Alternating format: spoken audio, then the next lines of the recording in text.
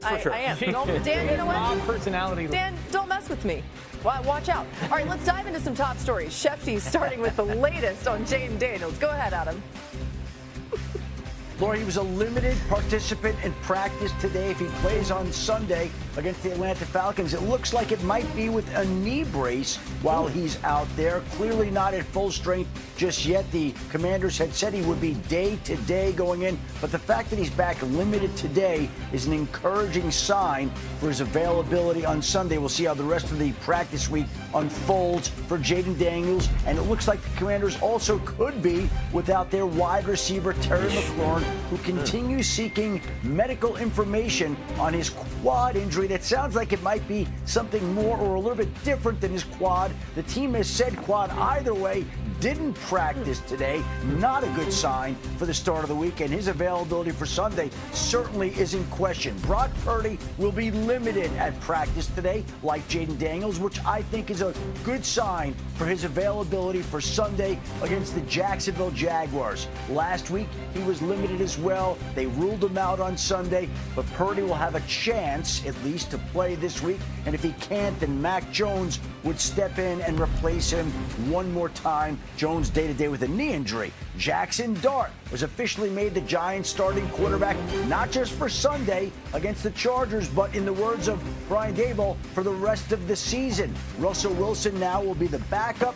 Dart will be the starter, and we'll see how that impacts the Giants on Sunday. Certainly they're counting on that bringing a spark to their team and to the stadium, but Malik Neighbors didn't practice today as well, so that'll be something else the team has to monitor this week. Yeah, against that Chargers defense, you'd hope you were full force. Bless you. Bless you. You know what? The boss says bless you. I'm allergic to all that, too. All right, new on NFL Live, Giants head coach Brian Dable and quarterback Jackson Dart spoke with the media moments ago. It's my decision. We're going with Jackson. We're going to get him ready to play this week and the remainder of the season.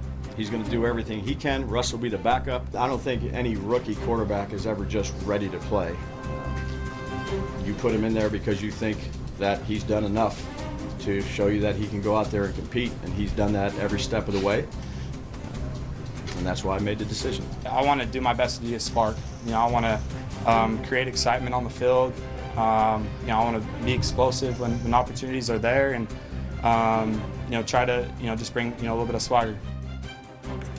Okay. We'll do that. Hey, he's answering all the right questions the right way. Our Giants reporter, Jordan Renan, joins us now. Jordan, you were at Giants practice today. You hear Jackson Dart talking about the spark. What were the vibes with his first practice as QB1?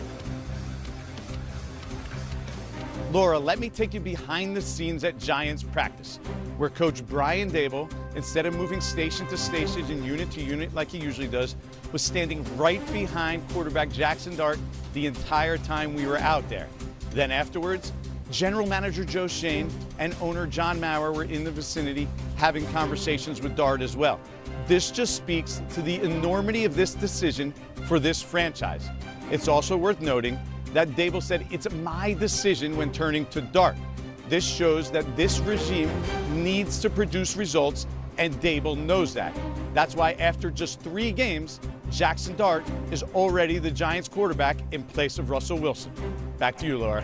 Thanks so much to Jordan for that. Phil, you covered Jackson Dart a lot entering the draft this year. How do you see his transition going from college to the pros, knowing what you know about? Yeah, the first thing is going to be pretty fundamental. Jackson Dart played 98.6% of his snaps from shotgun during his final season at Ole Miss. The bane of my existence. I know it, Dano. We were at the Senior Bowl, and he was literally practicing the quarterback-center exchange because he had so infrequently done that in college, right? The Giants kind of planted the seeds about the eventual move to Jackson Dart in the first 3 weeks. After playing just 69% of their snaps out of the gun last year, the Giants are at 84% in the early goings of the season. Part of that might be because they were playing from behind and playing in some high-octane games. That being said, the offense is going to largely play out of the gun for Jackson Dart. What he offers that Russell Wilson does not offer at this stage of his career is legitimate mobility. Now, at Ole Miss, it wasn't a ton of design runs because they didn't really need him to run all that much when they were throwing for 350 yards a game and putting up 35 points most Saturday afternoons. But there is an element of mobility that we're going to see there from Jackson Dart we have not really seen from Russell Wilson. But I do think some of this is about, like, meeting the player in the middle. Like, I think there have been some concerning things we've seen from the Giants offense for the first 3 weeks with the utilization of Malik Neighbors. Dan, I know you've been hot on this. His average depth of target through 3 weeks is nearly 17 yards, fourth highest in the NFL. Last year it was 50th at like 9.5 yards. I want to see more, like, make life easy on Jackson Dart by giving the best player on your offense by far some opportunities with the football in his hands. I love that too, especially the part about meeting him in the middle. Because when you have a new quarterback, especially a young one, like Russ is new as well. When Russ came in, it's more of the quarterback's responsibility to get to know the receivers, right? How can we make this operation work the best that it can with my game and how I like to do things and what these receivers are good at? Well, now in this situation, when you have a young quarterback, it works in the opposite.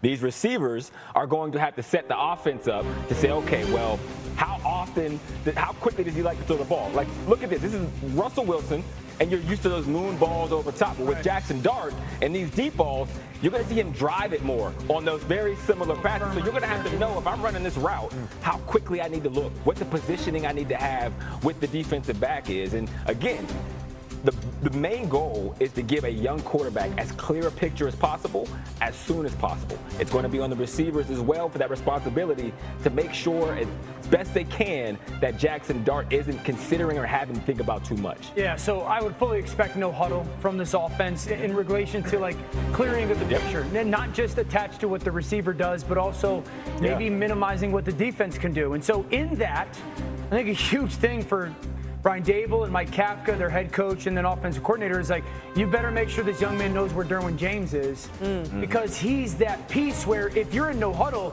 you might be going so fast we're like, oh, he's at the line of scrimmage, and then he's all of a sudden this blitzer, and that 2nd and 8 run play that you had that looked good, it's dead. I've talked about screens more. They need to run more screens, and they need to get them to Malik. Watch this play by Derwin. First of all, he's lined up on the bottom of the screen. This is something one of the reasons why they're good on defense is they flip him and he's kind of that chess piece wherever. He's got the screen back. He goes to the screen before the back goes to the screen. So if I'm the Giants, I'm not throwing a screen towards Derwin James. I will check out of it. I don't care if I can or can't.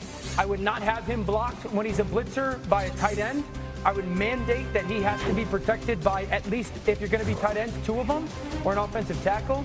And then you just have to know where he is when it comes into your quarterback run game, which I would expect the Giants to use. And so this is a big challenge. I think the no huddle will help him. The only caveat is when you're going so fast, sometimes you lose sight of where these guys are. Look at where Derwin lines up. He's got to know where he is at all times. That is such a great point because, as you know, especially for a guy in his first NFL game ever, things are going to look a certain way on the X's and O's. They're going to look a certain way on film, but you're not going to be able to account for those X-factor kind of players that are just going to do something completely off script that you had zero plan for. We played against Palomalu. There was one specific play, like in short yardage goal line. We planned for him all week. He came to the line of scrimmage and did a 360 like spin move in between 2 people backwards. Were you supposed to block? And then, like, do you obsess over him, but then you not pay attention to him, and then all you're thinking about is him? And the first time when you're like new to the league, you feel like you just played against a superhero. Your hair is on fire. We could do the entire show on this. I get it. It's been very uninspiring with Russ. And I know I heard you say this on TV this morning as well, Dan. A little nervous about this being the first challenge for Jackson Dart. You would have liked for it to be the next week against the Saints. The other thing about Jesse Minter's defenses, as LA's DC, the last 2 seasons, the Chargers have the best scoring defense in the league.